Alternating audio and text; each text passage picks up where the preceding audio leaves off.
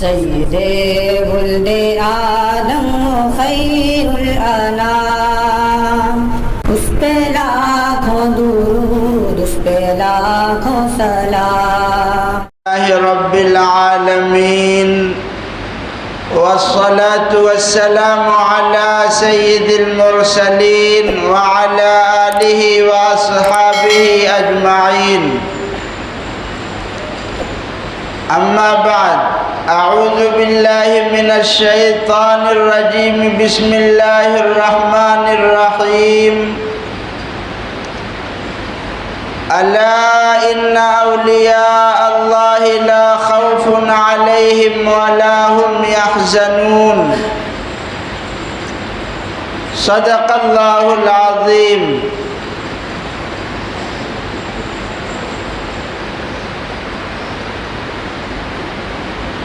کیا بتائیں کہاں جائیں کس سے کہیں، کیا بتائیں کہاں جائیں کس سے کہیں، تیرے بندوں کا تیرے سوا کون ہے۔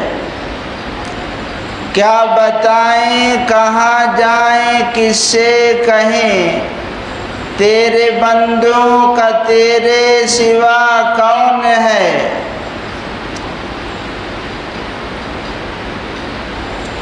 میرے محترم بزرگوں اور دوستوں،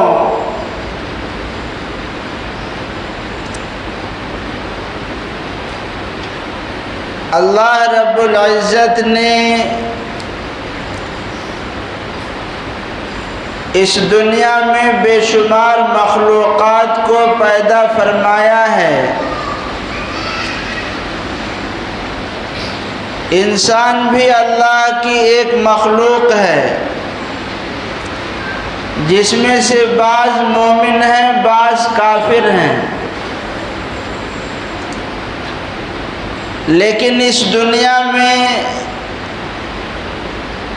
حدیث پاک میں ارشاد فرمایا، الدنیا سجن المومن و جنت الکافر، کہ دنیا مومن کے لیے قید خانہ ہے اور کافر کے لیے باغ ہے۔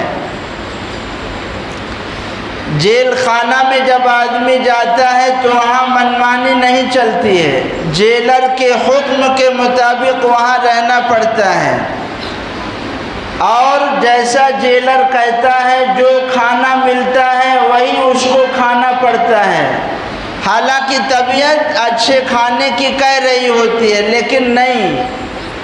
اسی طرح جیل میں آدمی ہوتا ہے، طبیعت نہیں لگتی ہے، سوچتا ہے یہاں سے جلدی سے باہر چلا جاؤں۔ تو جو حال جیل میں ہوتا ہے، فرمایا دنیا بھی مومن کے لیے جیل ہے اور کافر کے لیے باغ ہے۔ باغ کے اندر جب آدمی جاتا ہے تو جدھر چاہتا ہے گھومتا ہے، جدھر چاہتا ہے چلتا ہے، اور جو چاہتا ہے وہ کھاتا ہے۔ اگر باغ خوشنما ہو اور خوب اچھا ہو تو پھر آدمی کی طبیعت بھی وہاں سے نکلنے کو نہیں کہتی ہے۔ یہ دنیا کافروں کے لیے باغ ہے اور مومن کے لیے قید خانہ ہے، جیل ہے۔ لیکن آخرت میں معاملہ الٹ جائے گا۔ آخرت میں کافروں کے لیے جیل ہوگی اور مومن کے لیے جنت کے باغ ہوں گے۔ تو وہاں پر مومن کے لیے آزادی ہوگی، جو چاہو کھاؤ، جو تمہاری اچھا اور طبیعت کہے گی وہ چیز تم کو مل جائے گی۔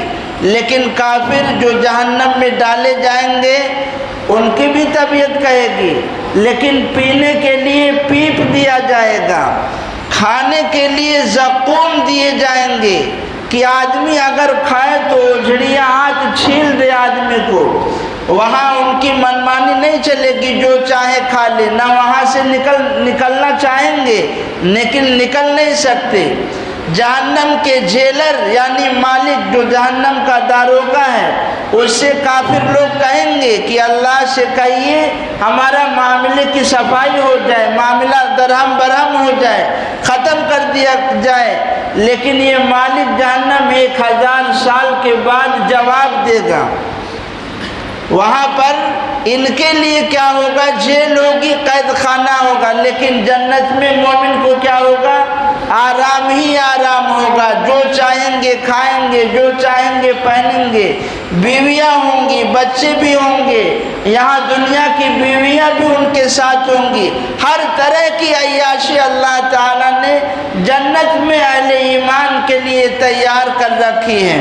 اس لیے جیسے دنیا میں مومن کے لیے قید خانہ ہے، تو آدمی دنیا کے اندر اللہ کے احکامات سے بندھا ہوا ہے، یہاں نفسانی خواہشات کے مطابق آدمی زندگی نہیں گزار سکتا، یہاں اللہ کے حلال کردہ احکامات بھی ہیں، اللہ کی حرام کردہ چیزیں بھی ہیں، یہ حلال ہے، یہ حرام ہے، اس کو کرنا ہے، اس کو نہیں کرنا ہے، ایسی زندگی گزارنی ہے۔ مومن کی زندگی دنیا کے اندر اللہ کے اوامر و نواہی سے بدی ہوئی ہے، لیکن کافر کو ایک دم چھوٹ ہے۔ اب آدمی اس دنیا میں آیا ہے تو ظاہر سی بات ہے سب سے آخری نبی جناب محمد الرسول اللہ صلی اللہ علیہ وسلم آخری نبی ہیں، آخری پیغمبر ہیں۔ اب آپ کے بعد کوئی نیا نبی نہیں آئے گا، کوئی نیا نبی نہیں آئے گا۔ آپ صلی اللہ علیہ وسلم کے بعد کوئی نیا نبی نہیں آئے گا۔ حضرت عیسیٰ علیہ السلام آئیں گے، لیکن وہ تو پہلے آ چکے ہیں نا آپ صلی اللہ علیہ وسلم سے پہلے، وہ دوبارہ آئیں گے تو نئے تھوڑی ہوئے، وہ تو پہلے آ چکے ہیں، نیا نبی کوئی نہیں آئے گا۔ آپ صلی اللہ علیہ وسلم آخری نبی ہیں۔ اب جو آدمی آپ صلی اللہ علیہ وسلم کو آخری نبی نہ مانے، اللہ کے نبی صلی اللہ علیہ وسلم کو آخری نبی نہ مانے، ظاہر سی بات ہے وہ ایمان سے خارج ہے، دائرہ اسلام سے خارج ہے۔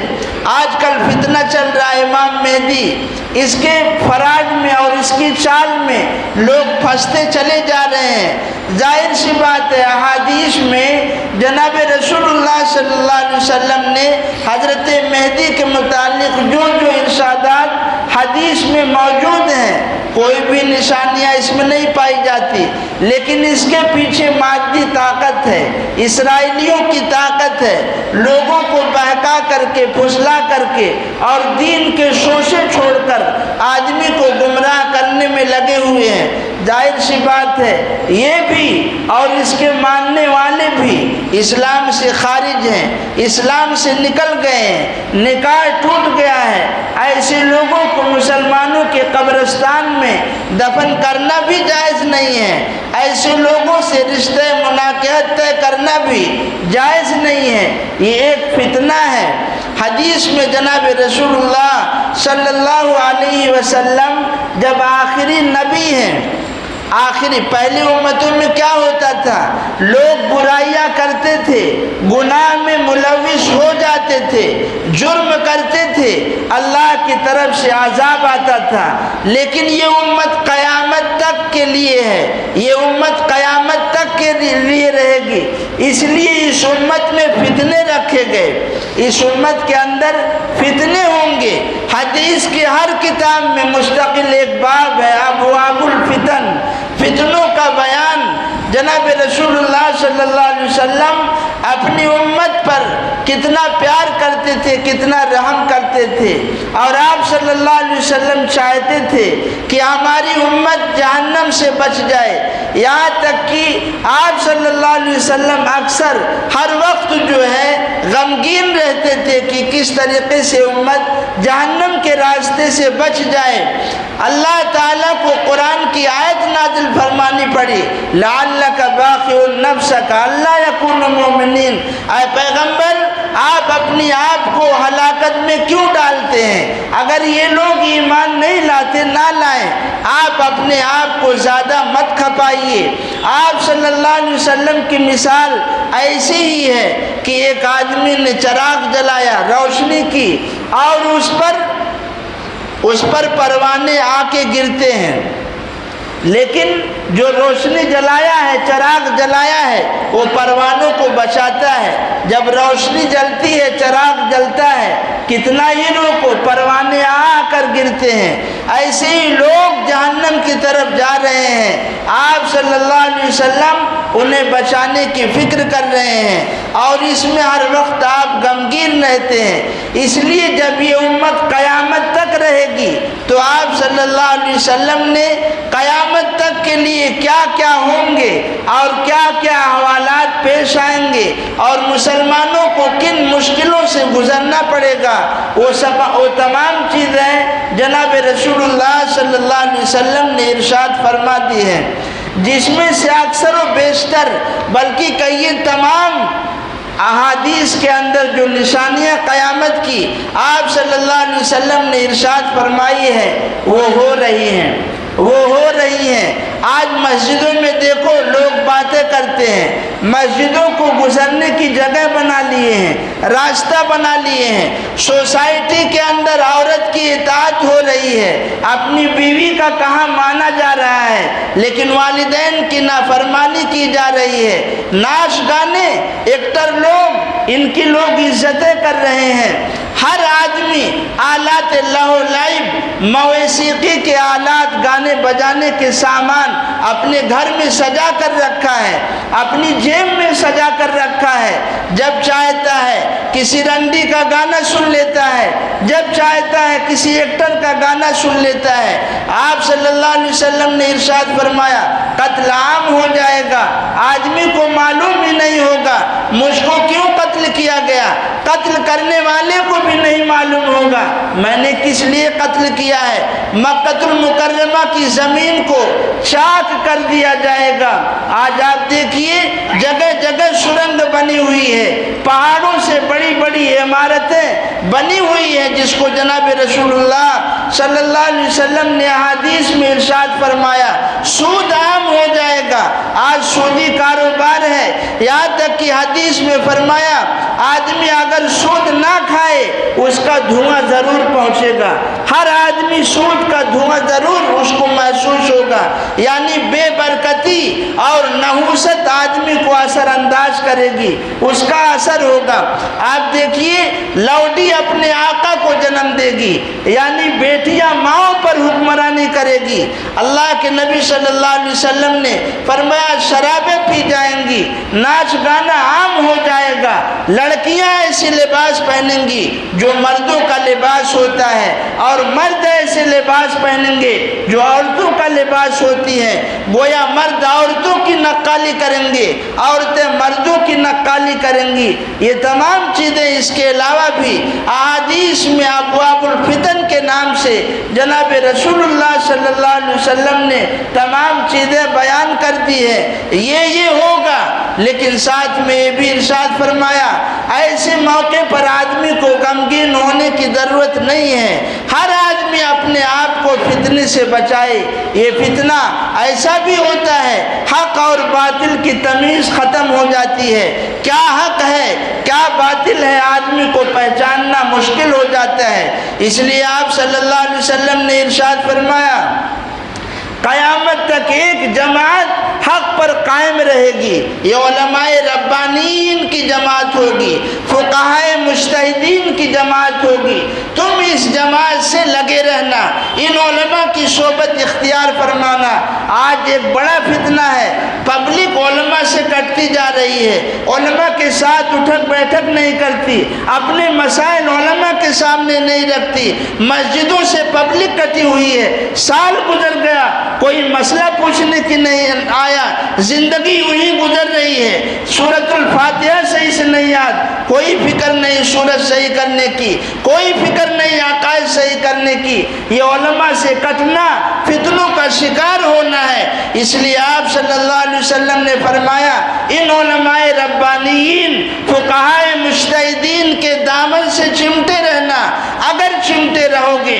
حدیث میں فرمایا مشکات شریف کی حدیث ہے الشیطان ذیب الانسان، کہ شیطان انسان کا بھیڑیا ہے، جب بھیڑ چرتی ہے چرواہا اس کی دیکھ بھال کرتا رہتا ہے، لیکن اگر بھیڑیا ریوڑ سے الگ ہو جائے بھیڑیا اس کا کا شکار کر لیتا ہے۔ اس لیے حدیث میں فرمایا من شد شد فی النار، کہ جو اس جماعت سے علیحدہ ہو جائے گا، اس جماعت سے کٹ کر زندگی گزارے گا، علماء ربانیین اور فقہائے مجتہدین کے دامن سے نہیں چمٹا رہے گا، وہ آدمی فتنوں کا شکار ہو جائے گا۔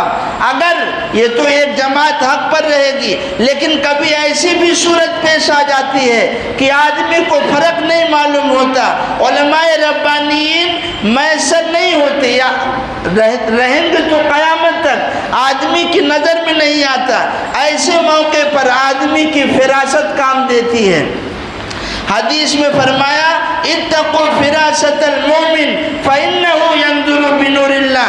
آج آپ دیکھیے کیا کیا ہو رہا ہے انٹرنیٹ پر، سوشل میڈیا پر، ہر کوئی مفسر بنا بیٹھا ہے، ہر کوئی محدث بنا بیٹھا ہے۔ امام مسلم رحمۃ اللہ علیہ نے ایک اثر نقل کیا ہے کہ حضرت سلیمان علیہ السلام نے کچھ شیاطین کو قید کر کے سمندر میں ڈال دیا ہے، قرب قیامت میں وہ شیاطین نکلیں گے جو لوگوں کو قرآن سکھائیں گے، جو لوگوں کو قرآن سکھائیں گے۔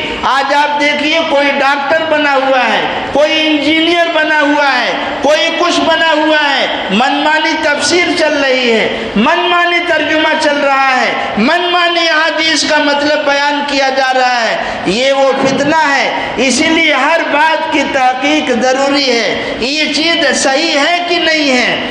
آدمی علماء حق سے جب چمٹا رہے گا، علماء حق، حدیث پاک میں رسول اللہ صلی اللہ علیہ وسلم نے ارشاد فرمایا علیکم بسنتی وسنت الخلفاء الراشدین المہدیین، کہ تم میری سنت کو، خلفاء راشدین کی سنت کو مضبوطی سے تھامے رکھنا۔ اگر خلفاء راشدین کی سنت کو مضبوطی سے تھامے رہو گے تو فتنے کا شکار نہیں ہوگے۔ سوسائٹی میں دیکھ لو، کون جو کوئی بھی ہو دعویٰ کرتا ہے ہم یہ ہیں ہم وہ ہیں، لیکن ایک عام ہے، طلاق کا مسئلہ ہو، تراویح کا مسئلہ ہو، خلفاء راشدین کی فہرست سے یہ باہر نکلے ہوئے ہیں، خلفاء راشدین کا اتباع نہیں کرتے۔ بدعتیوں کو لے لیجئے، یہ بھی خلفاء راشدین کا اتباع نہیں کرتے۔ اگر کوئی جماعت ہے خلفاء راشدین کی اور سنت کی اتباع کرنے والی تو اہل السنت والجماعہ، ان کی دامن سے جب تم چمٹے رہو گے تو پھر کامیابی تمہارے قدم چومے گی، ورنہ پھر آدمی کا دل صاف ہو، آدمی کو حق باطل کی تمیز کب پیدا ہوگی؟ رسول اللہ صلی اللہ علیہ وسلم نے ارشاد فرمایا اتقوا فراست المومن اتقوا فراست المومن فإنه ينظر بنور اللہ، مومن کی فراست سے بچو، اس لیے کہ وہ اللہ کے نور سے دیکھتا ہے۔ اس لیے علماء نے لکھا ہے جب دجال قرب قیامت میں جو سب سے بڑا فتنہ ہوگا جب آئے گا تو اس کے ماتھے پہ لکھا ہوگا کاف الگ سے، فا الگ سے، را الگ سے، یہ کافر لکھا ہوگا، ہر مومن اس کو پڑھ لے گا۔ لیکن ایسا بھی ہے، آج بھی لوگ ہیں کہ صورتیں زبانی یاد ہیں لیکن یہ حرف کاف ہے معلوم ہی نہیں، یہ را ہے معلوم ہی نہیں، یہ فا ہے معلوم ہی نہیں، لیکن آدمی کا عقیدہ صحیح ہے، آدمی کا ایمان صحیح ہے، اس کے دل میں ایمان کی روشنی ٹمٹما رہی ہے، ایمان کی شعاعیں اس کے دل میں ہیں، آدمی اپنے اس ایمان کی روشنی سے دجال کو پہچان لے گا۔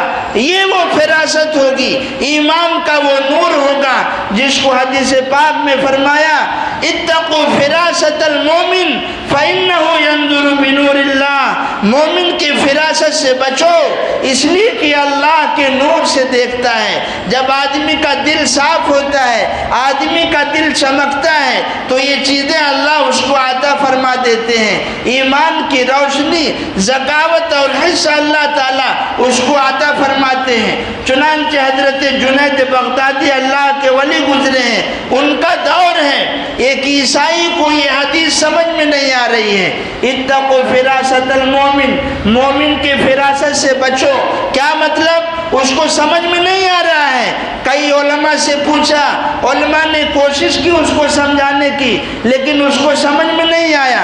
علماء نے پتہ دیا، حضرت جنید بغدادی رحمۃ اللہ علیہ کے پاس تم جاؤ۔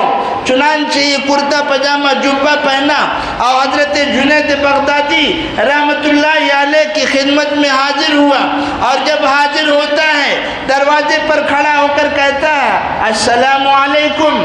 حضرت جنید بغدادی رحمۃ اللہ علیہ کہتے ہیں ہداک اللہ۔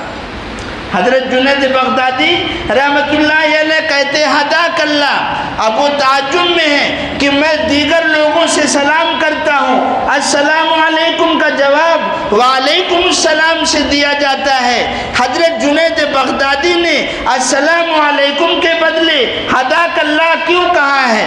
اس نے سوال بھی کیا، حضرت ہم نے طریقہ تو یہ ہے، سلام کا جواب اس طرح دیا جاتا ہے۔ تو حضرت جنید بغدادی رحمۃ اللہ علیہ نے کہا اتقوا فراست المومن فإنه ينظر بنور اللہ، مومن کی فراست سے بچو اس لیے کہ وہ اللہ کے نور سے دیکھتا ہے۔ تم ایک عیسائی ہو، کیا فرمایا؟ تم عیسائی ہو اور کافروں کو وعلیکم السلام سے جواب نہیں دے سکتے، کافروں کو ہداک اللہ کہنا ہے، کافروں کو یہدیکم اللہ کہنا ہے، تو تم عیسائی تھے، میں تم کو کیسے وعلیکم السلام کہتا؟ اس لیے یہ فراست ہے جو اللہ اہل ایمان کو عطا فرماتے ہیں۔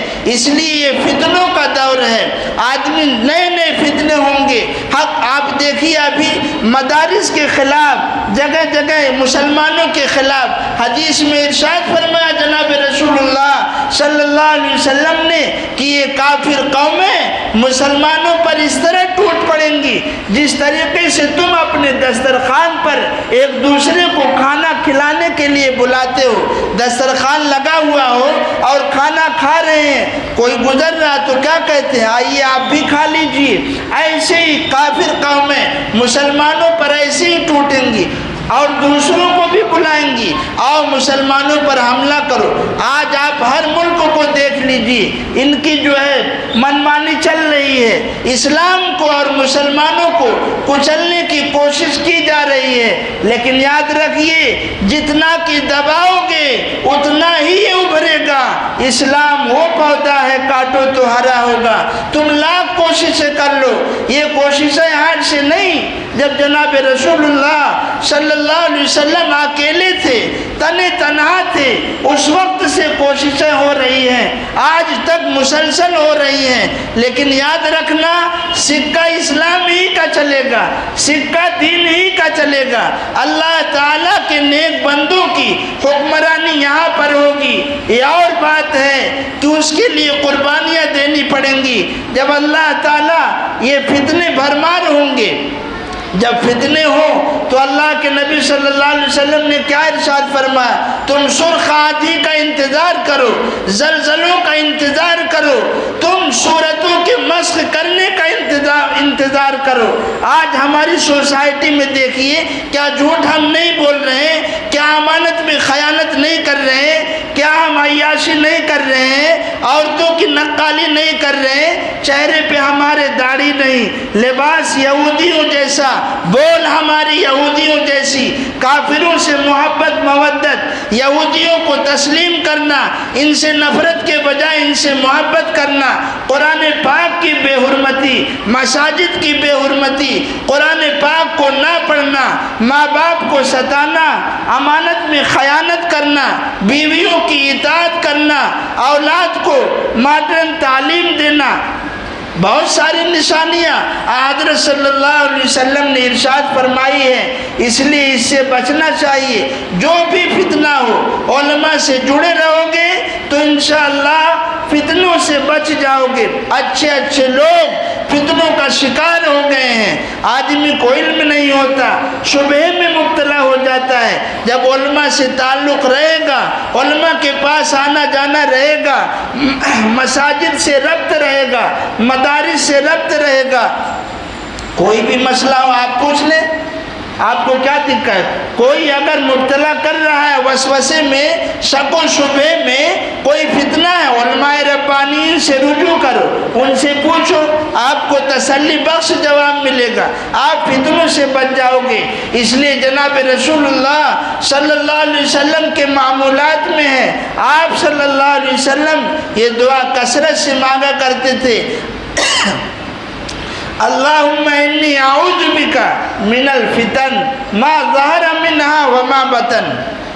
یہ دعا ہر آدمی کو یاد ہونی چاہیے، اس کو دن میں کئی مرتبہ آدمی جیسا وقت ملے رات کو اس کو پڑھنا چاہیے۔ اللہم انی اعوذ بک من الفتن ما ظہر منہا وما بطن۔ جو بھی فتنے ہو، چاہے بیرونی ہو یا اندرونی ہو، اللہ ہر فتنے سے ہماری حفاظت فرمائے۔ یہ